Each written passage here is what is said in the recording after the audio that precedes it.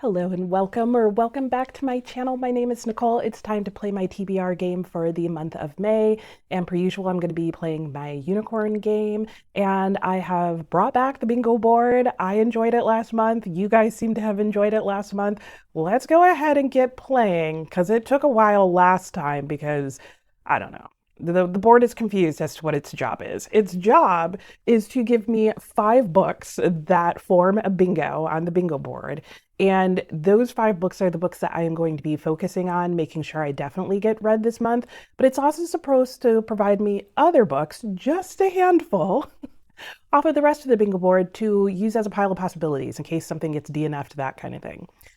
We'll see how it goes this month. We'll see how big the pile gets. I'm looking forward to it either way.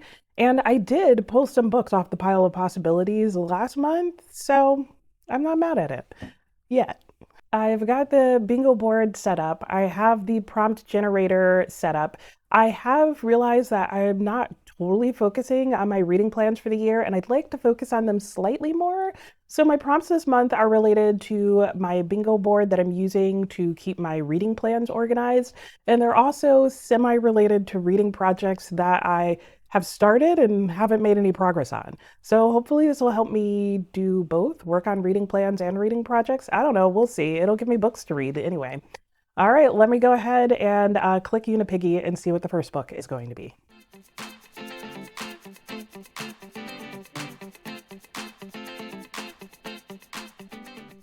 I am noticing that the letter H is coming up quite frequently. But anyway, the letter G, ooh, is well-read reading. All right, let's talk about this. Okay, so for prompt number 1, I got well read. And that is coming from this book that I have, The Well-Read Black Girl. This is just, well, it's subtitled Finding Our Stories, Discovering Ourselves. And it's actually a collection of essays where different authors and well-known people in literature, African American women, they are sharing stories that were important to them that may or may not be by other African Americans, and just sharing about how these stories were part of their experience becoming well-read. And I'll talk more about the book if I end up getting this prompt and when I go to read a book out of it. But what I did was I put on a spinner wheel all the books that I own that are mentioned in that book, and we're going to see which one that I chose. I figured there's so few of them that it was kind of unfair of me to just automatically make this a unicorn pick when the whole point of what I'm trying to do is work on these different projects of mine. So they're on the wheel. I did put unicorn pick on the wheel in case the unicorn insists. And then I also have a free pick space where I can just pick my own. And as I normally do with my wheels, if the letter that I was supposed to pick is actually in the book or on the wheel or that kind of thing, then I have to go with that letter. In this case, the letter was supposed to be the letter G, and I don't have that. In the book, a book whose title starts with the letter G is Go Tell It on the Mountain by James Baldwin. So missing out I am. All right, let me go ahead and spin the wheel though and see what I end up getting.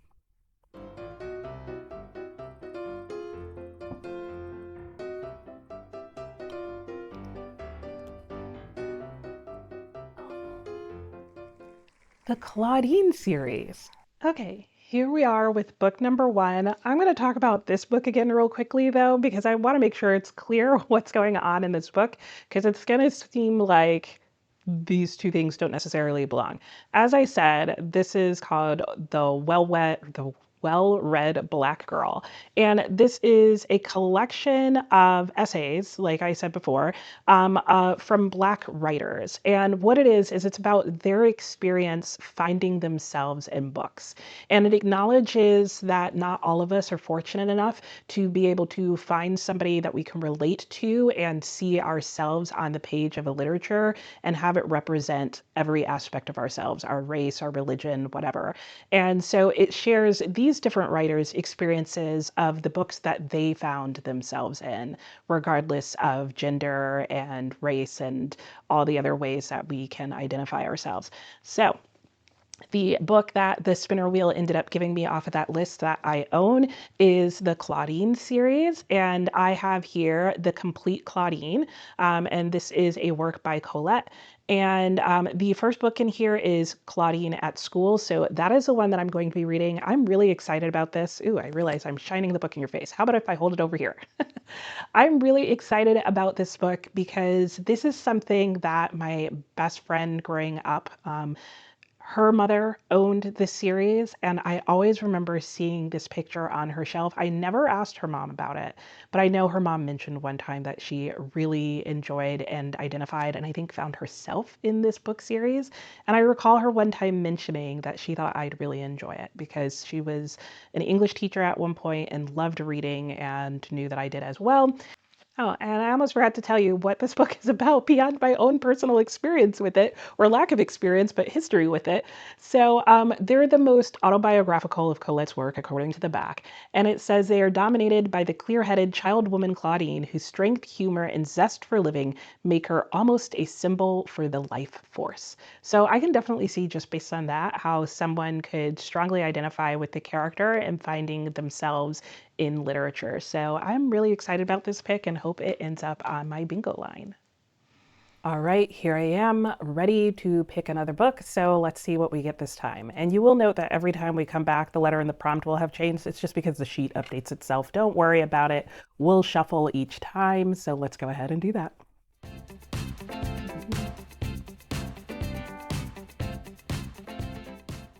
Ooh, the letter B and a favorite genre. Nice. All right.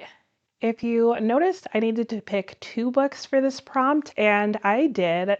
It was actually a little harder than I thought it was going to be to find two books that were both in my favorite genre that were also books that I was excited about reading right now. So I did figure it out. The second one, I'm a little more hesitant about, and we'll talk about that in a moment. But let me start with the first book, and the favorite genre that I ended up going with is family saga, and that is Buddenbrooks by Thomas Mann, The Decline of a Family. And I am looking forward to this. I think, I don't know. Family sagas are like multi-generational stories that, cover the rise and frequently the fall of a family over the course of generations. That is definitely what this book is promising to be. I also have a feeling it's going to be a bit of philosophical fiction because I feel like Thomas Mann is known for that.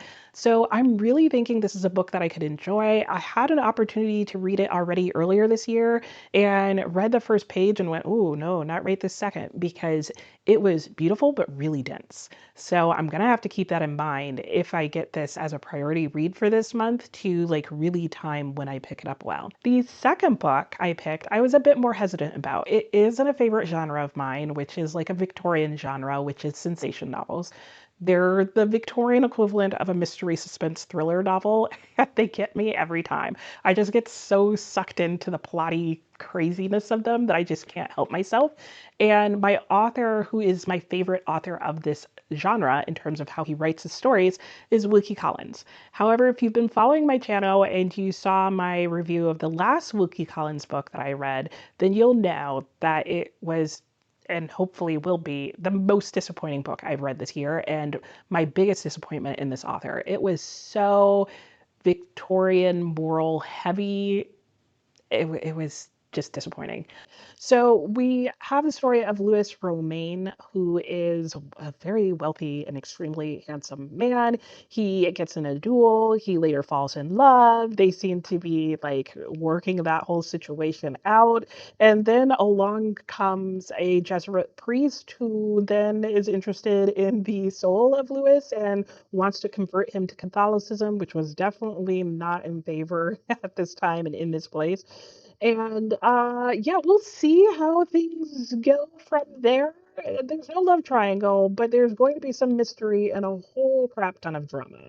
It's Wilkie Collins. Like, he doesn't seem to be able to help himself, and I don't mind. But hopefully he'll keep some of his own thoughts on morality in check. I'm guessing not.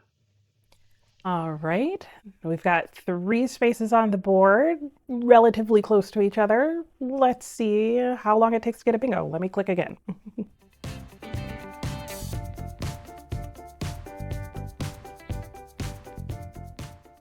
Ooh, the letter P. Hauled in 2026. So a book I hauled this year. Did I haul books this year whose titles start with the letter P? I feel like if I did, it would be recent, so you'd think I'd remember, but I clearly don't. Okay, I'm pretty excited about this prompt. I added it into my game because I realized that I didn't have anything that would directly help me do this. And I want to make sure that I'm reading the books that I'm hauling this year sooner than later. So this prompt should help with that. And I'm super excited about it because it means that I get to read Portalmania.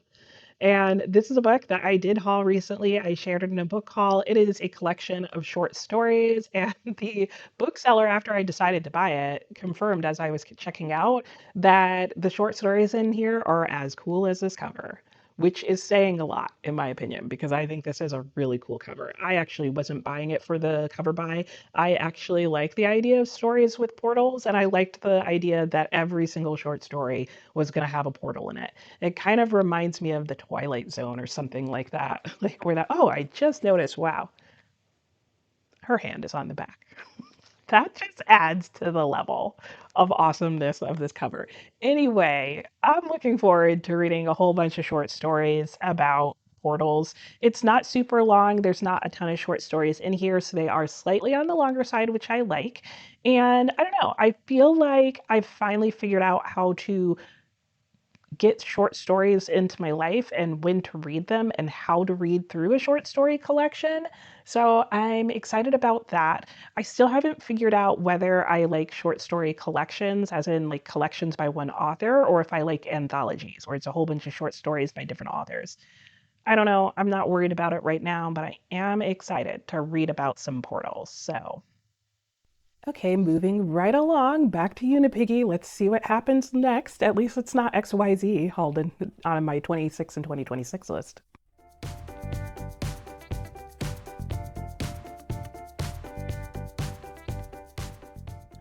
Oh, starts with the letter M, and I need to do a finish or diminish. Okay, huh. Okay. One of the things that I forgot about this prompt, which is finish or diminish, is that I typically don't attach this prompt to a letter.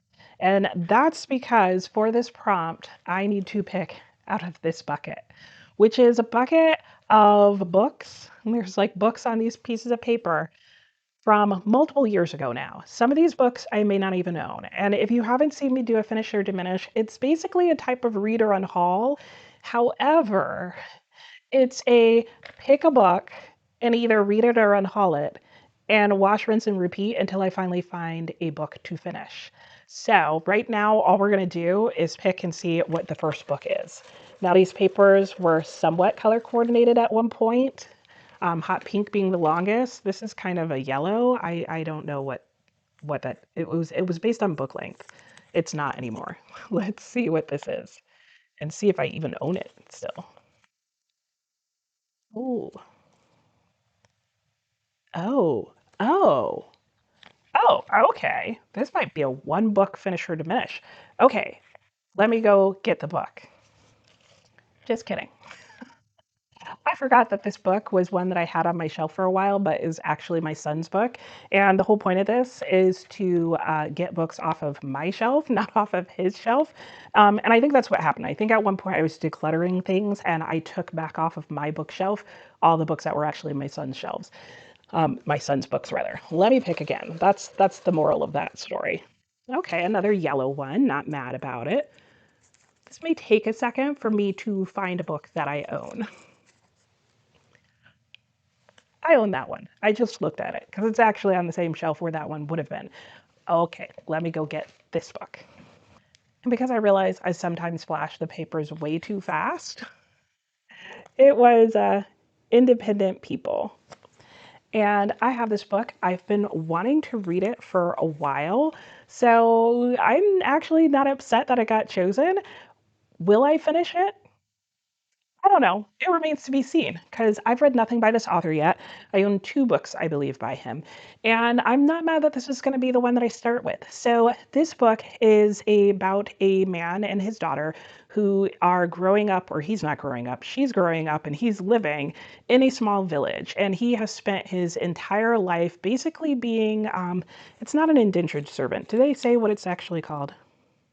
Just servitude. He's grown up in servitude, basically taking care of other people's things and other people's sheep specifically. And he's tired of that. He wants to be his own independent person.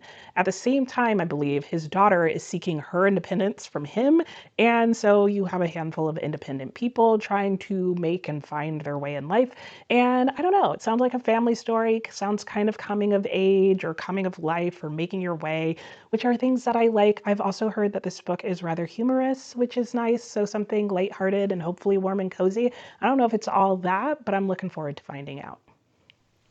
All right, here we go. Back again. Let's see what's happening. I've mostly been getting just single letters. I don't know if that's a good or a bad thing. I feel like if I get multiple letters on the bingo board fills up faster, but then it's a higher risk of having a unicorn pick. Mixed feelings. All right, let me just click again.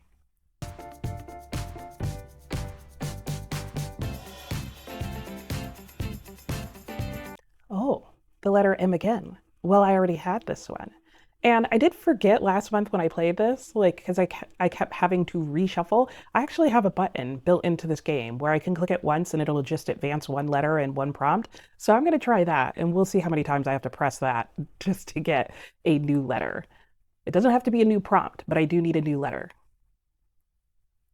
And I should mention one that I haven't had before. Okay, I haven't had the letter A yet. Oh, a feral and hysterical. Oh, okay, let's talk about what this list is.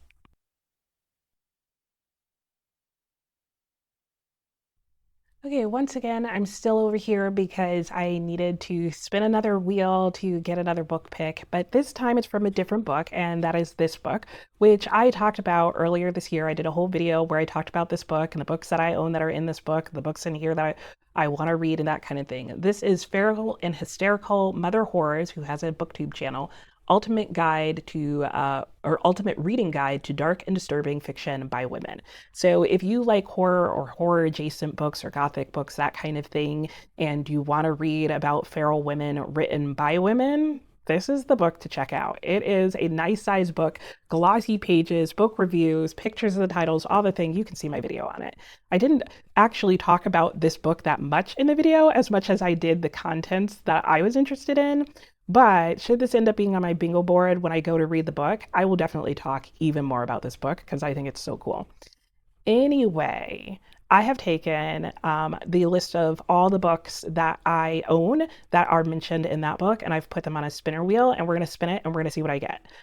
Like with the other spinner wheel that I showed you, I have also put a free pick on here and a unicorn pick. So let's just go ahead and spin and see what I get.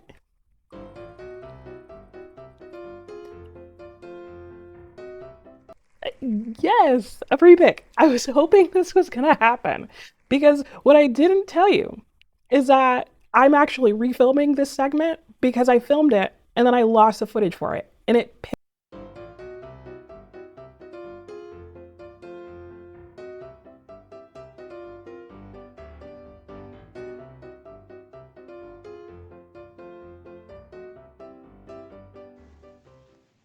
Okay, so this couldn't have worked out better if I tried. From this book, I got a free pick, as you saw. And the book that I had spun the first time and got, and then I'm happy to freely pick the second time, is Lolly Willows by Sylvia Townsend Warner. I own a few books by this author. I think this was one of the first ones that I bought by her, and I've been interested in reading it for a while. And then when it showed up in this book, wow, look, they match. I went, ooh, now I'm doubly interested in this book. So I think for fun, I'm going to read you out of here what this author says this book is about. After Laura or Lolly Willow's father dies, she's expected to be absorbed by her family as a woman of advanced age. She's only 28 and unmarried with no prospects. Lolly decides to leave her family and station in life in exchange for solitude in a small remote village. There, Lolly discovers women living and growing old as common as blackberries. Lolly learns she is prone to wandering the woods and strikes up a conversation with whom she later refers to as her loving huntsman. And a kitten also randomly shows up in her bedroom and she names him Vinegar. He's the perfect companion and an important addition to the storyline. Here, Lolly is happy and unrestrained, free to come and go as she pleases. So, I don't know about you, but I find that really intriguing. I'm looking forward to this. I may or may not cut out a small portion of it that I feel like might be a little bit spoilery, but I will share my thoughts on this and maybe at the same time some more about this book if I get to read the two of them. And yeah, definitely go check out Mother Horror's channel and or this book if you want to learn more about like how many horror and horror adjacent and feral and hysterical female authors are out there. All right, here we go. Next pick. Let's just, keep moving.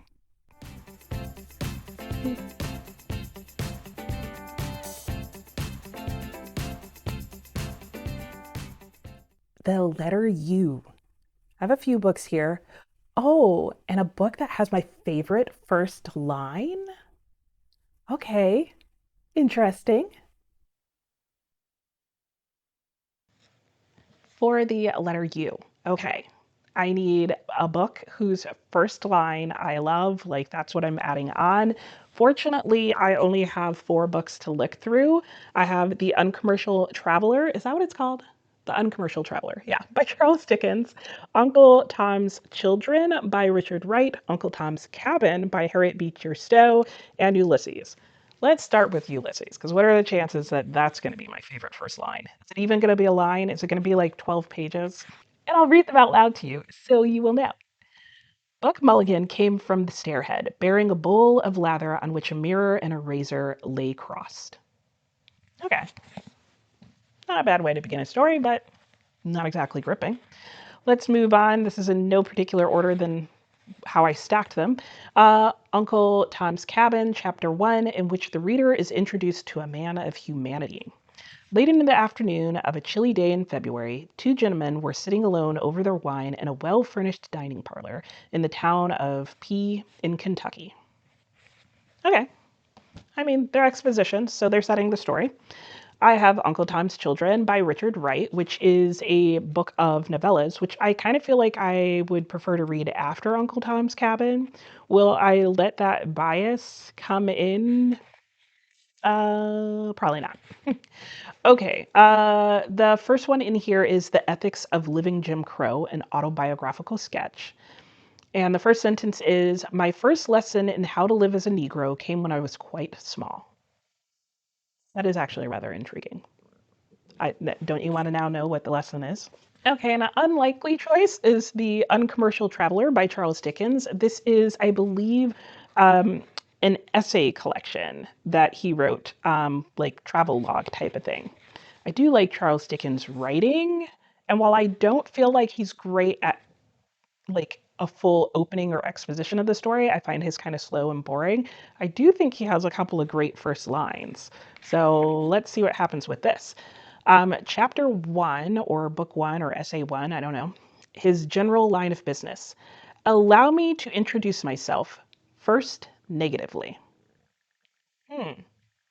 Okay. I get what you're about to do. You're about to tell me what you're not. Oddly enough, I kind of like the two of these because they're about to tell me about a person instead of about a place, I think is why I like them.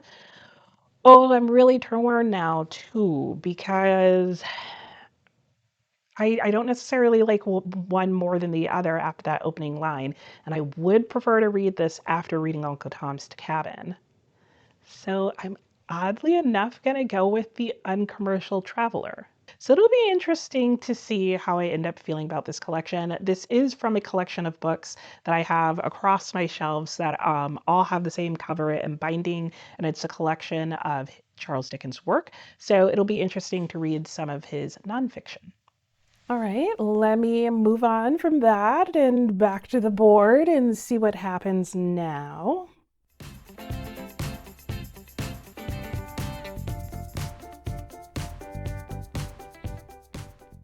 Oh, the letter L, which oddly says declutter lives. I don't know how the word lives got in there. That is so funny. It's supposed to say declutter shelves. I have no clue why it says lives. I clearly had a brain moment there. Okay, wow. Okay, I'm gonna declutter shelves. That's what I'm going to do. So let's talk about what book I'm gonna end up picking for this.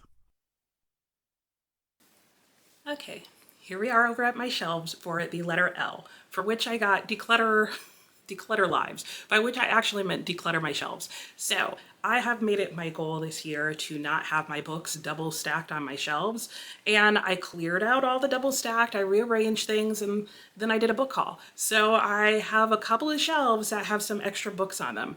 And my plan is when I get this prompt is that I'm going to start on whatever letter that I got. So in this case, the letter L. So I'm going to start on the L shelf. And however many books I needed to pick for the prompt, I have to find a shelf after the letter L or on the letter L. I have to find a shelf that is at risk of having books double stacked. So I can tell you right now, that's not the letter L, which is right here, if you can see that. I have room. Do I have room for one more book? Oh, okay, I lied. See, that's the goal, is to have room for one more book. There's not room for one more book, so I guess I am picking off the L shelf. So I can pick anything off this shelf that will give me room for one more like normal size novel. So let me do that. I was wrong. I do have room because there's a third shelf down here that you can't see. Let me bring you down to that and you'll see that there is room on that shelf for another book. Okay, right here. I've got plenty of space. In fact, starting here are books that I've read. So, okay, I don't need to worry about the letter F. The letter M, however, is directly below this. And I don't know that there's room on that. Let me check and I'll come back and let you know. The letter M was fine, I promise. What's not fine is what you can see already right here, which is this letter N shelf. So this is the next shelf that I come to, and you can already see I have two books out here that won't fit on this shelf. Like this, there's not even room for one more book here. So that means I'm going to have to pick three books off this shelf because two of them already don't fit, and I need to remove at least one so there's room for one more book. Maybe I should change this to room for one more. Does it remind anybody else of that horror story? Anyway, let me figure out what the books are. It can be any book at this point whose title starts with the letter N, and then I'll meet you back over at the couch.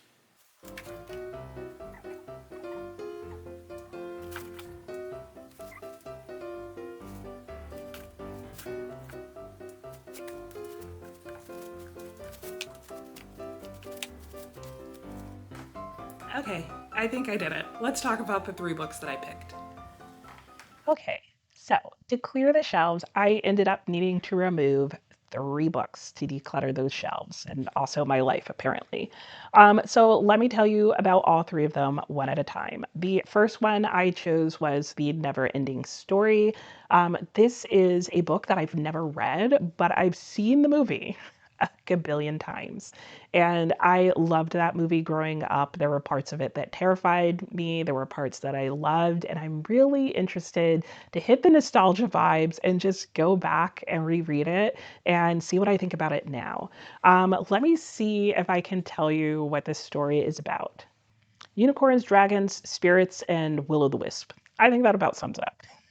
Children's fantasy story about a young boy who goes from the real world bastion and he ends up in a fantastic world that is decaying and he ends up having to go on a journey. And of course, the journey is one of self-discovery, but it's a journey where he's got to go and like save someone in order to save the land, to hopefully save himself back in the real world. happens, more or less so. What goes on without giving away all the good stuff, which this cover, if you know, you know. All right, the next book on here is one I've been wanting to read for a while, and that is Nine Coaches Waiting by Mary Stewart. I've had this on my TBR for a while. It almost got read on a recent TBR, but I never made it to it. Maybe I'll make it to it this month. We'll see. This is supposed to be about Linda Martin, who understands what it is to be lonely, it says. Her parents died when she was younger. She was raised in an orphanage. And then she finds a kindred spirit in a lonely little boy. Is his name Bastian? No, it's not. It's Philip. He's heir to a vast estate, and his dangerously handsome uncle may be willing to kill to ensure that Philip never inherits. Dun dun dun. Okay, I'm excited about this book. I've heard nothing but good things, and I do think there's something about this writing style that I will probably enjoy. I'm looking forward to it. I think it'll be a nice, good time. I've had multiple people tell me that I will probably like this book, so we'll see how it goes.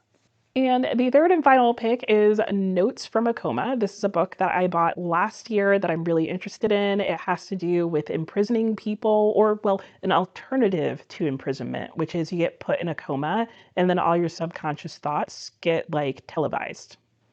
So, still sounds like imprisonment to me, but in a more horrible form. I mean, what's not dystopian about this? It's delving into questions of neuroscience, global communications, philosophy, and the ethics of incarceration.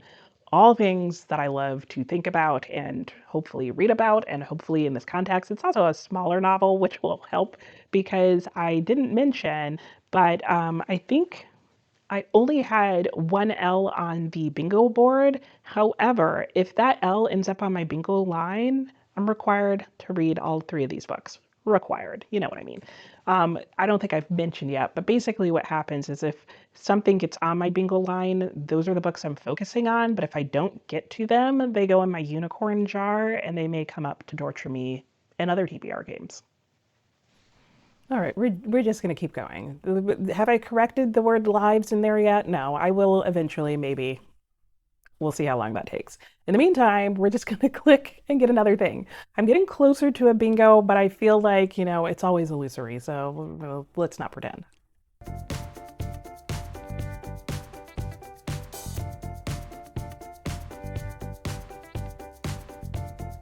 Oh, okay, the letter B, but I've had this before, so let me advance until I get a letter I haven't had yet. Okay, I haven't had the letter S, though I have had decluttering my life before. Anyway, maybe when I wrote this, I felt like I needed to declutter my life. Who knows? The S is a shelf that I need to declutter, so this is probably a helpful prompt to get.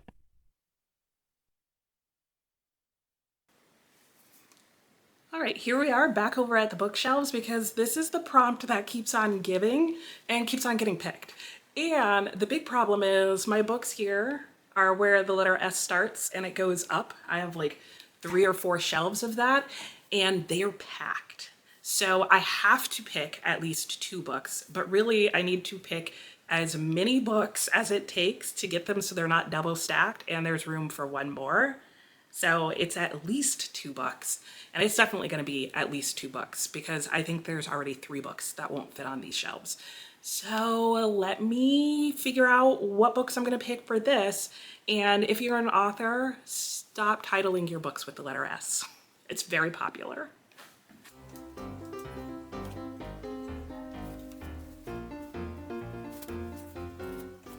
Okay, that was actually relatively easy to pick all the books because I at least had some already in mind and I just really needed to make room for one more and I decided to go with a seasonal pick for that one. So let's go over and talk about what these books are. And there's quite a few of them. Okay, well, the S shelf had a lot in store for me, so let's talk about what's going on there. I tried removing a thick, chunky book, thinking that that would cause me to have to remove fewer books. That didn't work out, but it did get Salka Valka on the list. This is the other book that I own that is by Haldor Laxness, who is the same author of Independent People, and we'll see how this goes. This is also kind of in the coming of age type of story, but in this case, instead of a father and daughter, it is a mother and daughter who move to a village. I'm seeing a theme in his writing, and I seem to like it. Anyway, the mother and daughter move there. Something happens to the mother. I don't quite recall what. It's not a spoiler. Like, I'm pretty sure it says it in the blurb. But anyway, it's not important to the story as a whole, I don't think. But the daughter ends up on her own, or mostly on her own, having to take care of herself. And she ends up growing up and sort of making her own way, cutting her hair, doing what she's got to do to survive. And I am really interested in seeing how that works out for her in what is basically a male dominated, I think, fishing village. So I might be reading about sheep and fish and villages of both all in the same month. We'll see how that goes. On a much, much shorter side, because I went to the opposite end of the spectrum to try and help myself out, I picked out The Sorrows of Young Werther. I've been wanting to read this for a while because the Monster and Frankenstein reads this book, and he seemed like he had some good literature taste. Of course, it also led to a complete change in behavior for him in the book, so I want to see what that's about as well. I don't know much about what this book is about other than that it's like a sad guy story where the guy in here is like super sad and depressed because something didn't work out for him in life and love, I think. I don't really want to know much more than that because it's such a short book that I feel like anything else that I would know would probably spoil some things. And I like plots, so I like being surprised by what authors do with them. And then the third book that I picked up off that shelf, because I had to get quite a few to get that shelf uncluttered, was The Secret History by Donna Tartt. And I picked this off the shelf because I was like, oh, I might not have to read this book because chances are pretty high I'm going to end up DNFing it. I bought this book a while ago because, I feel like if you're on BookTube or watch BookTube, all you hear about is Donna Tartt, Donna Tartt, Donna Tartt.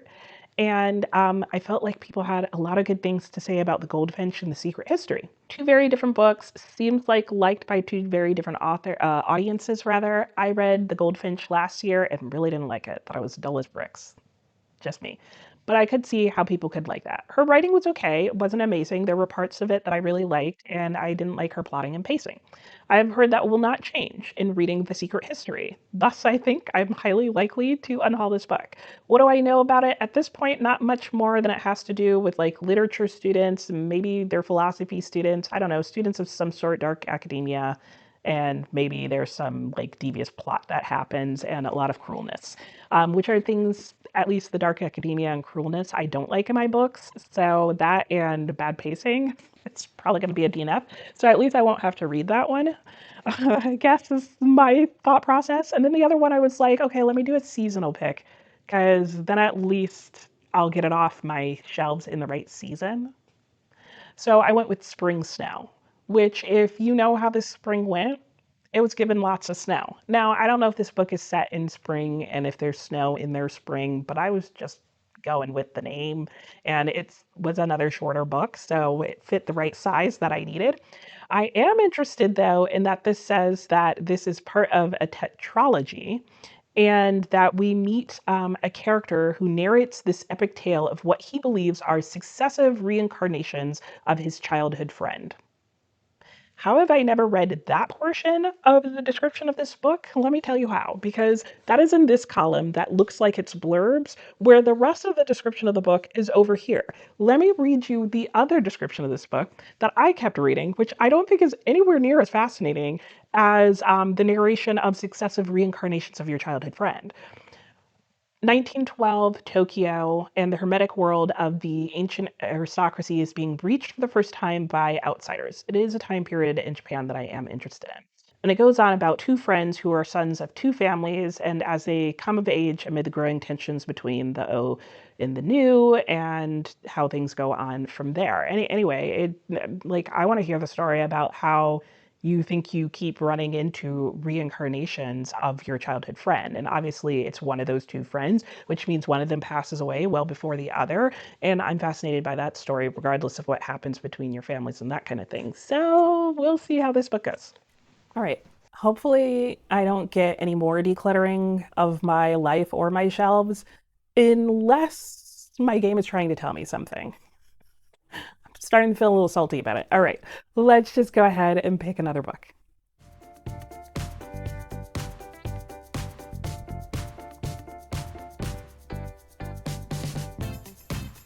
Okay, it gave me another prompt, but it's given me a letter I've had before, so you know the deal. Oh, the letter K. Okay, and for my era. let's talk about this prompt and let me see what book I get. So I'm sitting over here all ready to tell you about my era and then realizing that I haven't picked the books yet. So instead of like resetting things up and going back over to the desk, we're going to sit here. I also don't have the book that it's from. Let me go get that.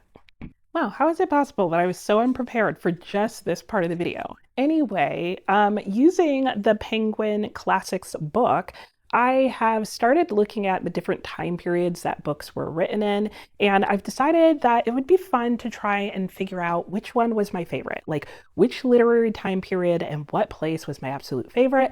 And earlier this year, or into last year, or at some point in the last year, I decided to start working my way through the Edwardian period. And so I did what I did with all the other books that you've seen so far. I have made a spinner wheel, and on this spinner wheel are all the books that I own, at least of the last time I updated this list, that were published during the Edwardian period, and also for the most part have to do with like Edwardian times, that kind of thing. And I've also put on here a free pick space as well as a unicorn pick space. And we will see what I get. Now, I have already read at least one book this year that was published during this time period. It was a Foresight saga. That didn't go so well. So I thought it was okay. So I know what book I would like to get. Let's see what it gives me.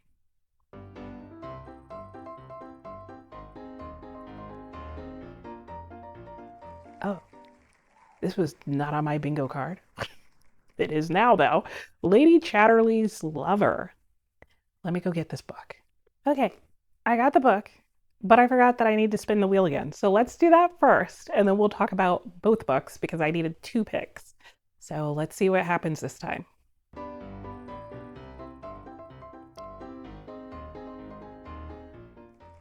It's just going to be a D.H. Lawrence kind of day.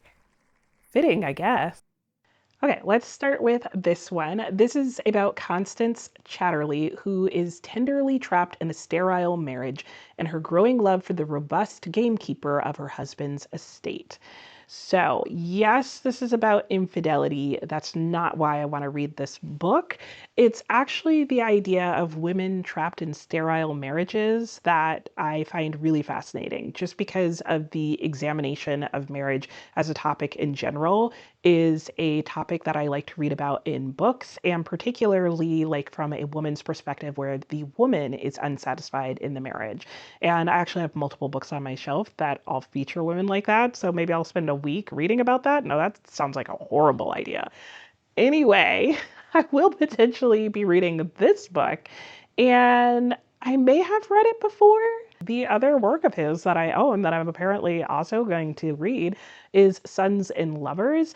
This is about a young man and how he falls in love, and yet he is torn between the two loves of his life, his mother and his lover.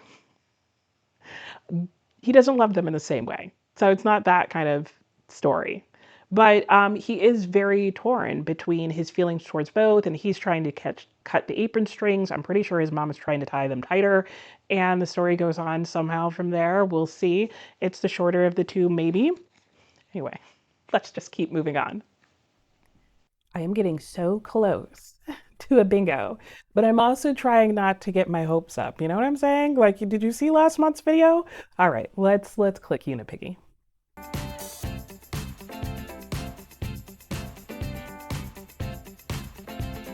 Okay, we're getting to the point where the board is pretty full, so it's like giving me the same letter over and over again, but let's see.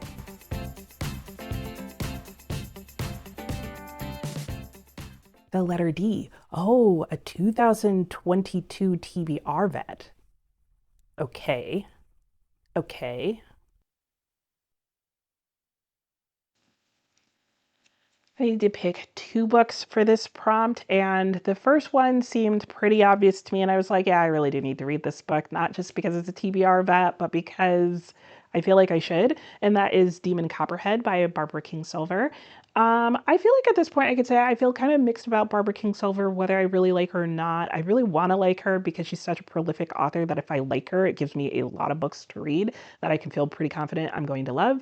Demon Copperhead, however, I don't know if it's going to be the book that helps me get there with her because I've heard a lot of mixed things about it. Some people like it, some people really don't. It's literary fiction. It's supposed to be sort of a modern day retelling of David Copperfield, which I absolutely love. We'll see if this does it for me. It also won the Pulitzer Prize, which tends to like not work well for me personally. So we'll see how things go with this book. And I don't know. It is a TBR bet, though. I do need to get to it and stop delaying because that's what I'm doing at this point. The other book, and the only other book whose title started with the letter D, that's 2022 TBR vet, is this thick, chunky one here, which is Dombey and Sons, or Dombey and Son. There's just one son. The other child's a daughter. And this is by Charles Dickens. I have heard really good things about this. The last few Charles Dickens I've read just really haven't done it for me. I'm really looking for at least another one that I really enjoy. I don't know if this is going to be it, but it's definitely got potential. It is about a father who has two children, a son and a daughter, and he's absolutely positively obsessed with his son and completely ignores his elder daughter. So I'm hoping to get some good family relationships in here, some found family, a whole cast of interesting characters, and possibly a good, enjoyable time. And there will be romance, likely, because it's Charles Dickens, and those are always in his book, all of those things. So I hope I just like the combination of those things in this book. We'll see. I've read the opening of it before and enjoyed it, but ended up reading Little Dorrit instead, or at least considering Little Dorrit instead, which I don't feel like is a good sign because I attempted Little Dorrit and ended up DNFing it.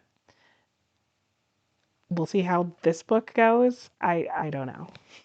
I'm starting to wonder if I know about any of this TBR, but I don't have my bingo pick yet. So let's see what it ends up being. All right, let's see what happens next.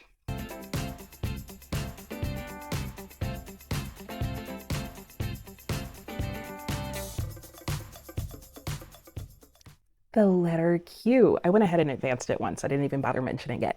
But Q, which gives me a bingo and also has me declutter my life. Like, I see you, piggy. Anyway, who cares? I got a bingo. Whoop, whoop. All right, let me go and see what book I would put on the list this time. I think I know.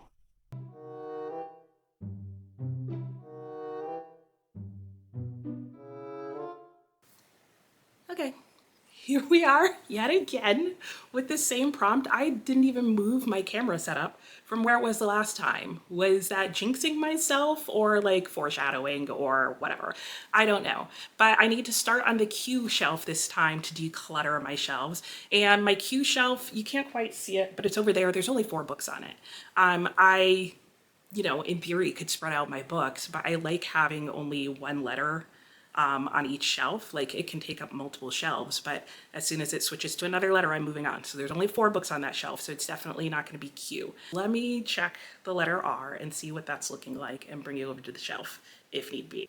Okay, I was doing pretty good for a hot second there. I made it all the way to the end of the alphabet and started back at the letter A through B and made it all the way to you can see I. So here's another clog in the shelves. It looks like it's probably going to be another 3 books because I can see that there's 2 that aren't fitting on there. Okay, well, it was kind of self-selecting. It turns out that if I choose these 2 books, there's room for 1 more on the shelf, which in theory means that there was room for 1 of these on the shelf the whole time. But I still would have had to remove the second one to make room for 1 more. Okay, at least I feel like I'm leaving myself in a good position where if I haul more books, there's now room on all of my shelves for the most part. I think there's still one other area between the letter I and L that needs space, but I don't have to worry about that right now. So let's go and talk about the 2 books I have. Well, I did put this prompt on my board because I wanted to make sure that I got the shelves cleared off. mission accomplished, mission accomplished. So you saw I picked two. The first one is I Who Have Never Known Men, and the second one is It Can't Happen Here. And I actually had some friends recommend to me which books I should pick off of that shelf, and they both, interestingly enough, suggested this one. So anyway, I picked both of these. So this one, I Who Have Never Known Men is shorter, and I also had the chunky one. They were all set and ready to go because I knew this was probably going to come up at some point. I Who Have Never Known Men. What do I know? Women are living underground. They're imprisoned there. The narrator of the book, I think, was maybe born underground, and so that's her entire existence and all that she knows. And then I think they get out, and she's got to figure out life beyond that because she's never known men. Well, that's probably a horrible description of what this book is about, but keep in mind, I haven't read any of these, so I'm just giving you my best guesses, because sometimes that's more fun than reading the back of the book, and then you guys comment and like, no, that's not actually what the book is about at all, which is also fine. Anyway, the other book is It Can't Happen Here. This book sounds horrifying. It is a like dystopian alternate history kind of like get ready to be scared about how close this is to real life. And it's marketed as a cautionary tale about the fragility of democracy. What else do you need to know? A lot of people have said like, "Hey, have you read this book because it resembles life now?" Or life resembles it. Who knows what? Do we need authors to stop writing about like what our future is because it's terrifying and it happens anyway? No, we don't. We need them to write about it so we can reflect and say, how did we still end up here even though they warned us this is where we were going? So I am looking forward, I don't know if that's the right word, to reading this book, but now that I think about it, these two are definitely getting read this month because they're on my bingo line. So let me go and talk to you about what is on my bingo line and what I'm definitely going to be reading this month or else. Okay, let's start off by talking about first how I didn't notice when I selected Q that actually ended up giving me two bingos. I thought that was going to happen last month. It didn't. It's happening this month. So basically what happens is whichever line on my bingo board I get a bingo for, those are the books that I have to start with and that I have to read if I don't want them to end up in my unicorn jar. Everything else just becomes a pile of possibilities that I can get to if I want to or fit in or whatever. So let's talk about what each of the letters were. On the first line I'm going to talk about, I had K, Q, B, L, and A. So for the letter K, I just need to read one of the two books that I got for K. And as a reminder, those were Sons and Lovers or Lady Chatterley's Lover. And yeah, both by D.H. Lawrence, which I should also mention because I didn't, are the weirdest selections of books for the Edwardian period. Because I feel like it's like just the antithesis of like Victorian period and like the Edwardian period to the extreme, but I'm here for it. I think I'm gonna go with this pick off of the bingo line just because, like I mentioned, this is the one that I've been wanting to reread and see if it's the book that I did read before. And also, I like examining marriage in books. And I feel like this is maybe saying, like, I hope my husband never sees this, basically, because I feel like he'd be like, you like reading books about women who are unhappy in marriage? No, honey, it's fine. I swear. Our marriage is fine. I like reading about other people's suffering. I also, as a reminder, got the letter Q, which was to declutter a shelf. And I did mention that in this case that I needed to read however many books were required to declutter the shelf. So that puts these two books on the stack, I Who Have Never Known Men and It Can't Happen, or It Can't Happen Here, except it can, and it is. So there are those two. For the letter B, I get to choose one of the two books whose title started with B that was a favorite genre. And I've got to be honest, even though it's longer, I think I'm going to go with Buddenbrooks just because I'm still feeling really burnt by Wilkie Collins. For the letter N, I ended up with, or it wasn't originally the letter N. It was actually the letter L, but I had to declutter another shelf. It ended up being the N shelf, which means I need to add to the pile all of the books from that shelf that I had to declutter, which is all three of these. So despite the fact that it was 5 squares, I still have one more square to go, and we're already over 5 books, which is fine. I read more than 5 books a month. And then for the letter A, that was Lolly Willowes, if you forgot about that one. So for my first bingo line, I have 8 books. All right, let's talk about what's going on the second bingo line. So the second bingo line intersected with the letter Q. So I don't need to add another book on. Like I just had to do that prompt once and it ends up being the same prompt, though there were 2 books for that one prompt. So whatever. The next letter in that line is G, and it was the Claudine series pick. So I will be reading Claudine at School, which, as chunky as this book looks, it is a omnibus of 4 different works. So I only have to read maybe a quarter of the book because I'm just reading the first book in the series. I thought I was escaping Wilkie Collins, but apparently I'm not because there was another different letter B in this column. And so that gets me the black robe because both the B's need to go on this TBR apparently. And I apparently am going to read both of D.H. Lawrence's books because I did get a second K, which gives me Sons and Lovers on this pile. And then the final letter was the letter D, but only one of them. So I get to choose between Devon Copperhead and Dombey and Son. And I gotta admit, this is kind of a tricky choice, but I think I'm gonna go with Dombey and Son, even though it's the thicker book, because I kind of want to wait to read Demon Copperhead until after I've reread David Copperfield in the month of like June, July. So will I regret this choice? I don't know. I don't think so. I don't think so. So that's also going on here. So let's look at the well over 10 books. What is it? 12 books? I don't know. Let me count and see how many books I have here and show you what my definite TBR is for the month of May. Yep, I was right. It's 12 books, and here they are.